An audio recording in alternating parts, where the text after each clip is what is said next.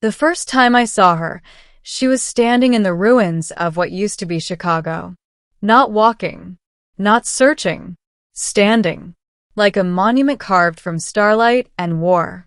Her armor was unlike anything we'd ever seen, layered plates of dark, reflective metal that shimmered with faint violet energy.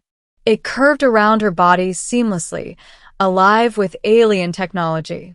Light pulsed along its surface in slow, deliberate rhythms, like the heartbeat of something ancient. Behind her, the skyline was fractured. Smoke drifted upward from broken towers. Military drones circled at a cautious distance, broadcasting visual feeds across every surviving human network. The invasion had lasted 11 days. We had lost every major defense grid within the first 72 hours. Their ships hung in the sky like silent gods. And she, the one we had begun calling the alien warrior, had walked into our cities without firing a single shot. It didn't matter. Her presence alone ended resistance. I was not a soldier. I was a linguist, a cultural analyst pulled from academia the moment alien signals began saturating Earth's orbit. I had spent my career studying dead languages and ancient human civilizations. Now I was tasked with decoding the intentions of a living extraterrestrial empire. When her transmission came through our emergency frequencies, it was clear. One representative. Unarmed. Dialogue. Every government on Earth debated for hours.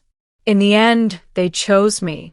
Not because I was brave, but because I understood something fundamental about language. Words weren't just communication. They were power. The meeting. The wind cut through the broken streets as I approached her. She was taller up close, nearly 7 feet, though her posture was relaxed. The armor obscured most of her features, but through the narrow opening around her face, I saw pale, silver-toned skin and eyes that glowed faintly blue. No visible weapon, but the air around her hummed with contained force. "You are the designated speaker," she said. Her voice resonated directly in my mind, layered with harmonic undertones. "Yes," I answered, forcing steadiness. "My name is Dr. Elias Rowan." She studied me. "You are not military." "No." "Curious." Behind me, human defense lines waited with weapons primed. Above us, her fleet waited in absolute silence. "You have observed our defeat," she continued. "You understand resistance is futile." The bluntness stung. "Yes." She stepped closer. The ground vibrated slightly with each movement of her armored boots.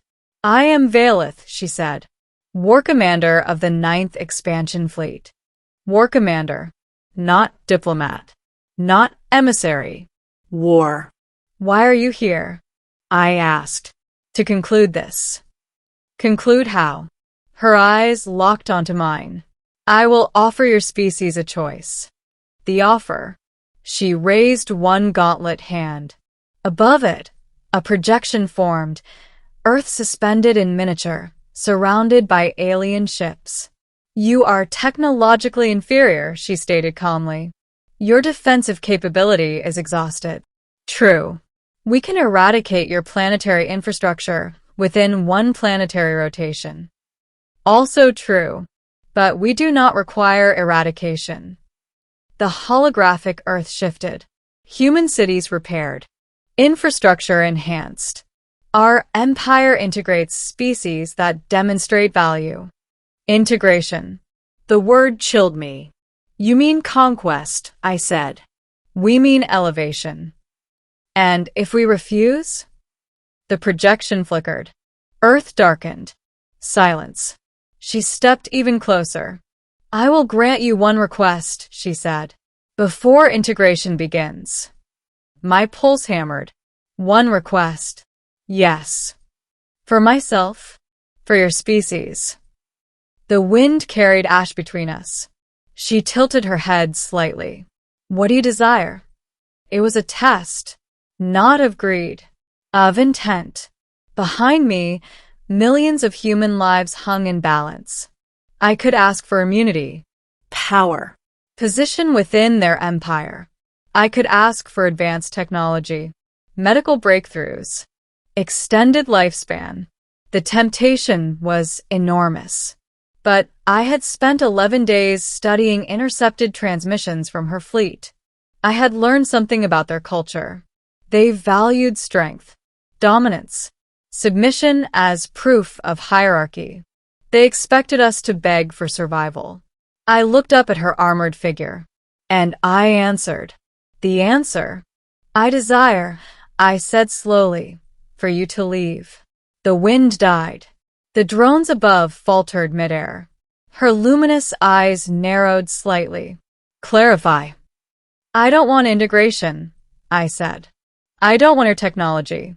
I don't want her protection. Silence stretched like a blade. I want you to leave Earth. Entirely.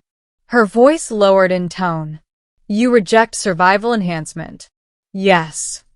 You reject access to galactic civilization. Yes. You reject power. Yes.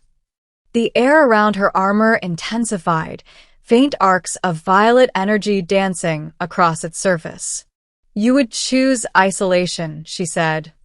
Over ascension? We would choose freedom. The word hung there between us. Freedom. She stepped closer still, until I could see faint fractures along her armor's chest plating, scars from battles across unknown worlds. Freedom, she repeated, as if tasting it. You believe we would enslave you. I believe you don't understand us. Her gaze sharpened. Explain. You see integration as a gift, I said. We would see it as surrender. You would retain biological existence. That's not the same as being alive. Something flickered behind her eyes. You speak in abstractions. No, I said quietly. I speak as a human. The crack in the armor. For a long moment, neither of us moved. Then something unexpected happened. A faint click echoed from her chest. A seam in her armor shifted. I stiffened. The human soldiers behind me raised weapons instantly. Stand down, I shouted. Valith lifted her other hand slightly, a gesture of restraint. The seam widened. The armored plating over her upper torso slowly retracted, folding back with fluid mechanical grace. Gasps rippled behind me. She was exposing herself. Her true form beneath the war shell. Her skin was not metallic, it was luminous, faintly iridescent. Thin lines of bioluminescent patterns traced across her shoulders and collarbone, pulsing softly. You misunderstand our nature, she said quietly.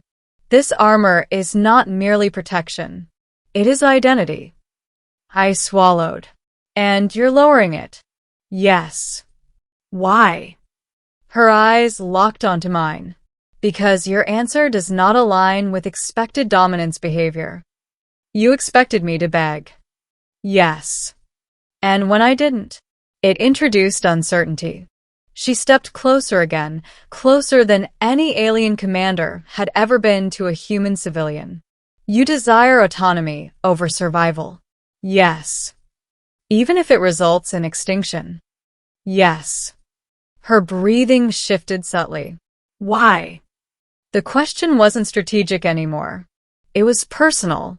Because if we survive as something we're not, I said softly, then extinction would be kinder. Silence swallowed the ruined city. Understanding. Above us, her fleet shifted formation slightly. Not aggressively, but attentively.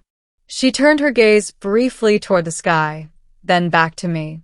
In our history, she said slowly, every species confronted with annihilation requested preservation at any cost. We're not every species. I see that. Her armor continued retracting slightly, exposing more of her luminous form. Not vulnerability in the human sense, but trust. You believe freedom defines your identity, she said. It does. And if we depart, she continued, you may never achieve interstellar capability. You may remain confined to this system. Then we'll earn our way out. Her eyes glowed brighter for a moment. Earn, she repeated.